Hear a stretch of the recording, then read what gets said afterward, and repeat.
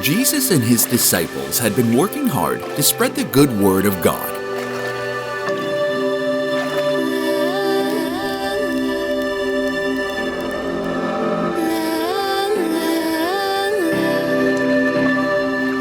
They had traveled around the Sea of Galilee and beyond, telling special stories to crowds of people and teaching them all about God. Jesus and his disciples called their special stories parables, and townsfolk would come from all over to hear Jesus tell his parables. Jesus had also been performing miracles, showing the people his remarkable gifts and blessings from God. On one particular day, Jesus had fed thousands of people with just 5 loaves of bread and 2 fishes. You might already know that story, called the feeding of the 5,000.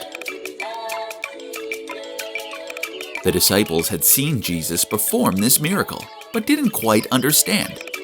Did Jesus do some trick to make more bread and find more fish?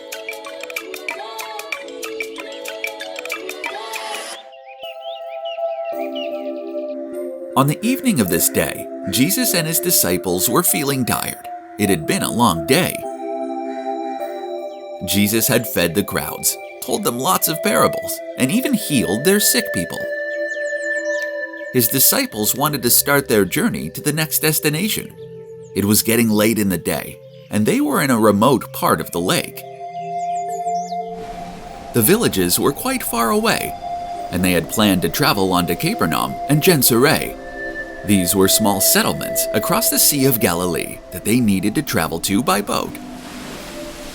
But Jesus told his disciples to take the boats and go on ahead without him. He would dismiss the crowd and go up into the mountains to pray.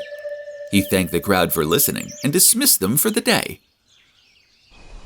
The news had recently reached Jesus and his disciples that their dear old friend John the Baptist had been killed by King Herod. Perhaps Jesus wanted to pray for John the Baptist, or perhaps he just wanted to talk to God, his Father, privately. And so the disciples got into boats and started their journey across the water to the towns of Capernaum and Gennesaret. Jesus traveled along to a nearby mountainside and stayed there to pray for some time.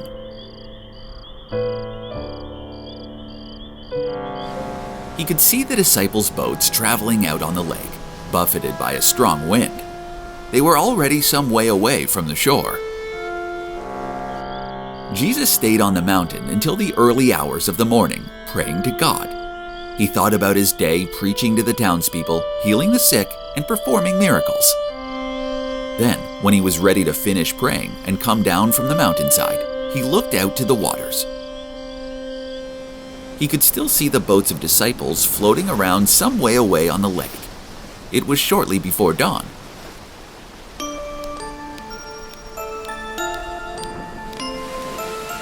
Jesus went down to the edge of the shore and began to walk. He stepped onto the water, which rippled and waved gently beneath his feet. Step by step, he walked onto the water towards the disciples' boat. His disciples were not sleeping. They had been looking out of the boat and across the water, hoping to catch a glimpse of Jesus coming down the mountainside. They had been looking out of the boat and across the water.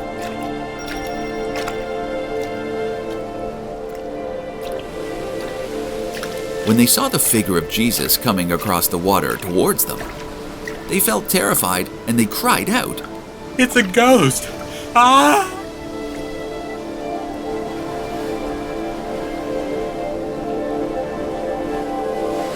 The The disciples may have been so scared because of a superstition that was widespread in the age when Jesus walked the earth. They believed that seeing a spirit before dawn would bring bad things to their lives, and they were frightened that the figure walking on the water in front of them was a spirit. Surely a man couldn't carry out such a feat. But then Jesus called to them across the water and tried to calm them. Take courage. It is I. Don't be afraid. The disciples heard the voice of their leader and teacher Jesus, and they felt bewildered. They looked across the cold blue ripples of the windy lake and squinted towards the figure. Then, with courage, Peter called out, Lord, if it's you, tell me to come to you on the water. Jesus heard Peter call to him, and he called back, Come.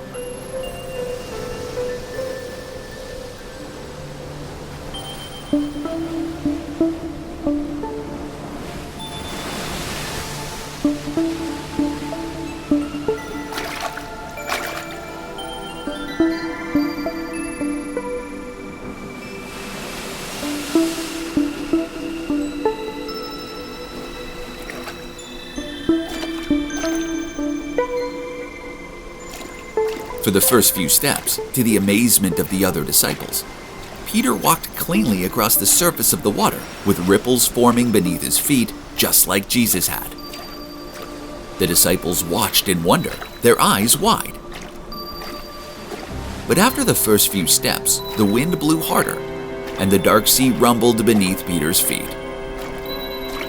He looked down into the deep black water and began to feel frightened again. The wind puffed and wailed around him, and his feet sank into the water. Peter cried out, Lord, save me!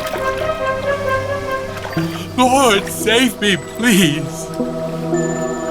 The disciples cried and shouted as Peter sank into the water. Surely he would drown in the windy sea. But Jesus heard Peter's cry. Jesus walked towards him. Jesus extended his hands, and he caught Peter, wailing and thrashing just as he was about to drown.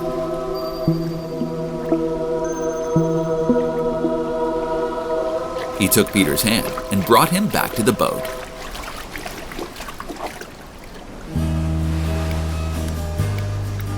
Peter and Jesus both stepped back into the boat.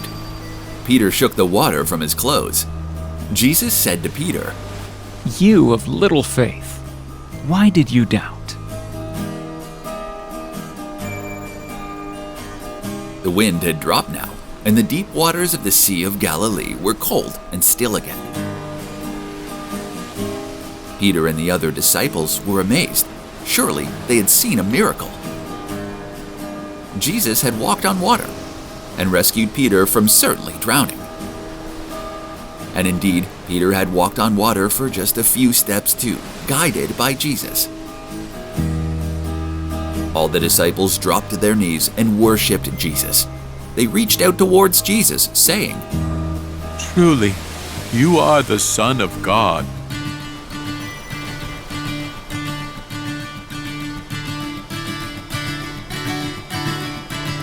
Now they felt ashamed, for they knew the Son of God wouldn't need to rely on tricks or schemes.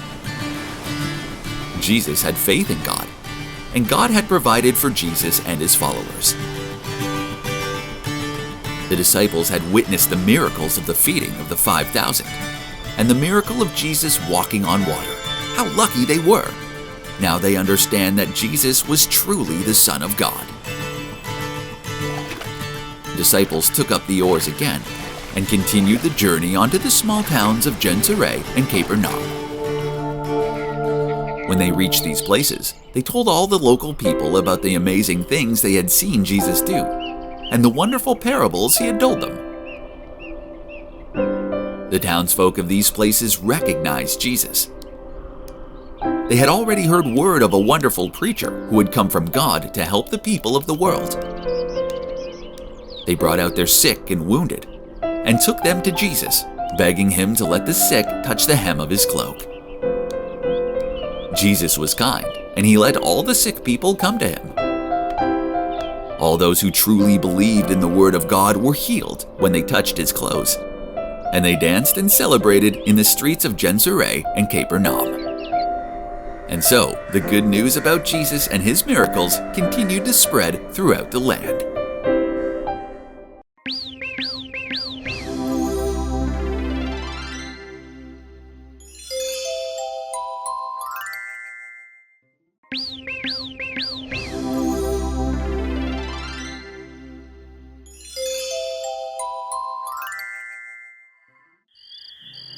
Jesus and his disciples were in Jerusalem for a very special time, the Passover celebration. This Passover, though, was the most special Passover because God was about to rescue his people again. This time, he would free people from the power of sin, and he had sent his own son to do the job. You might have already heard the story of the Last Supper. The Last Supper is the final meal that Jesus had with his disciples when he told them that soon he would be leaving to return to his Father in heaven. At the Last Supper, he broke bread and shared it with the disciples, saying, "This is my body, which is given for you. Do this in remembrance of me." And he poured wine for them to drink, telling them, "This is my blood, which confirms the special relationship between God and his people. It is poured out as a sacrifice." The meal was a happy occasion because they were all together, but a sad one too.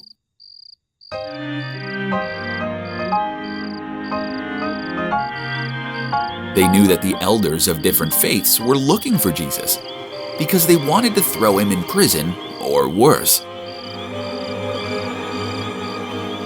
Jesus told the disciples that the elders and their soldiers were getting closer to finding him.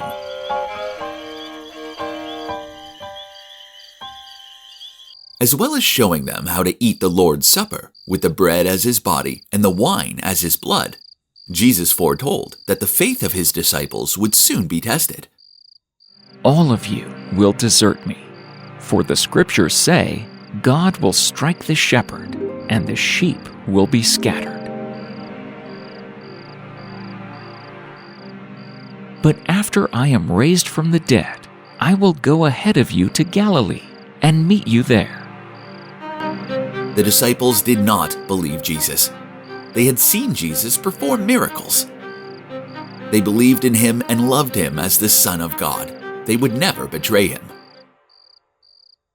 One of the disciples, Peter, who had said to Jesus, "Even if everyone else deserts you, I never will." But Jesus knew that Peter would face a special test. And so he told Peter, "I tell you the truth, Peter. This very night, before the rooster crows twice, you will deny 3 times that you even know me." Peter was horrified. He would never deny that he knew Jesus. He was proud to be a disciple. So Peter said with passion and sureness in his voice, "No, even if I have to die with you, I will never deny you. Lord, I am ready to go with you both to prison and to death." All of the other disciples nodded in agreement with Peter. They believed they would never deny that Jesus was their Lord, the Son of God, and they were followers of his teachings.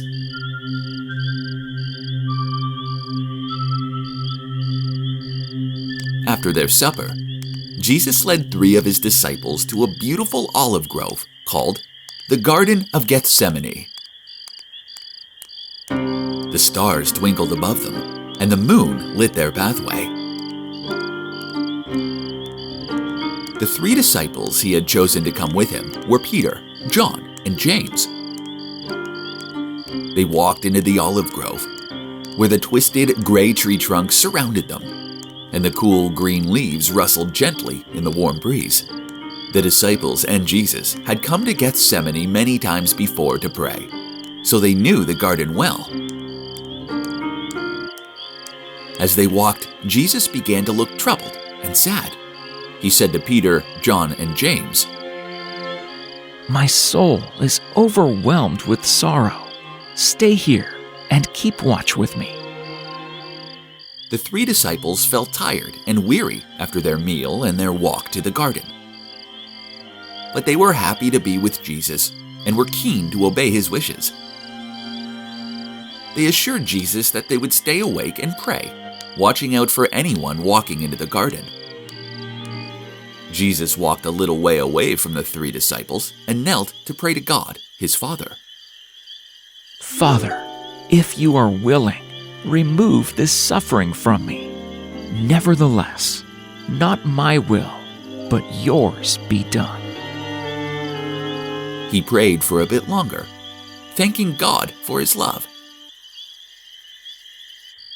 He walked back to where his 3 disciples had been keeping watch, as he asked them to, and found them all asleep.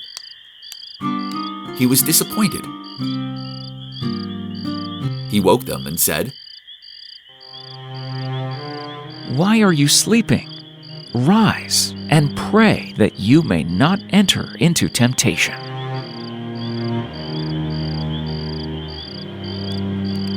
It was then that Jesus saw another of his disciples, Judas, coming into the Garden of Gethsemane.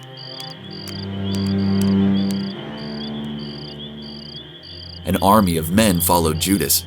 The army has been sent by the local leaders and governors who didn't believe that Jesus was the Son of God and wanted to punish him for his preaching.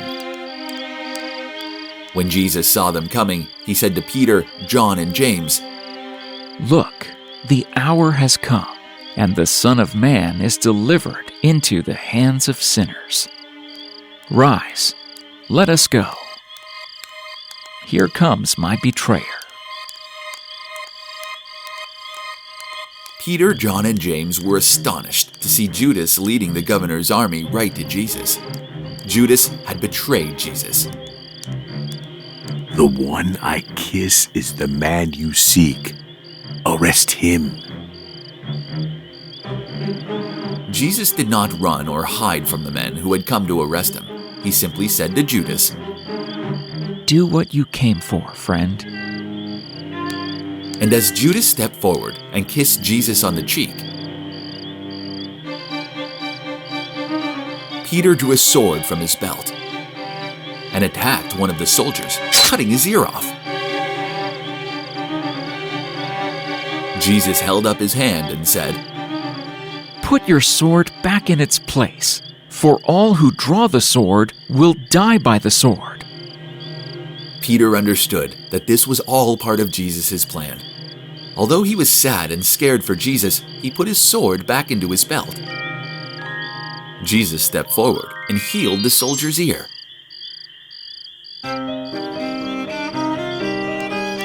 But even this wasn't enough to soften the hearts and open the faith of the soldiers. They seized Jesus and dragged him from the Garden of Gethsemane, while Peter, John, and James fled. Jesus had been arrested by local governors and leaders, and he was taken to the house of a Jewish high priest. Inside the house, Jesus was questioned about his preaching, his parables, and why he said he was the Son of God. Outside, Peter had not fled after all.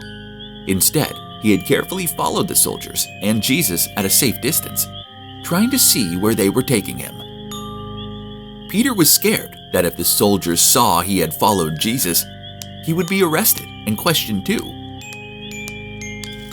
A crowd of soldiers and servants from the Jewish high priest's house had gathered outside around a fire. Peter carefully and quietly slipped into the crowd, sitting by the fire to warm himself in the cold night air. In the light of the fire, a servant girl looked at him suspiciously. This man was also with Jesus. The servant girl pointed at Peter, and the crowd turned to look. But Peter, scared of the soldiers, shook his head and said, No, I do not know him. A second servant girl peered at Peter across the fire. This fellow was with Jesus of Nazareth. I don't know what you're talking about. The crowd murmured and looked at each other with narrowed eyes. They were still suspicious, a man shouted out to Peter, You must be one of them, 'cause you're a Galilean. and Peter swore for a third time that he did not know Jesus. A curse on me if I'm lying. I don't know this man you're talking about.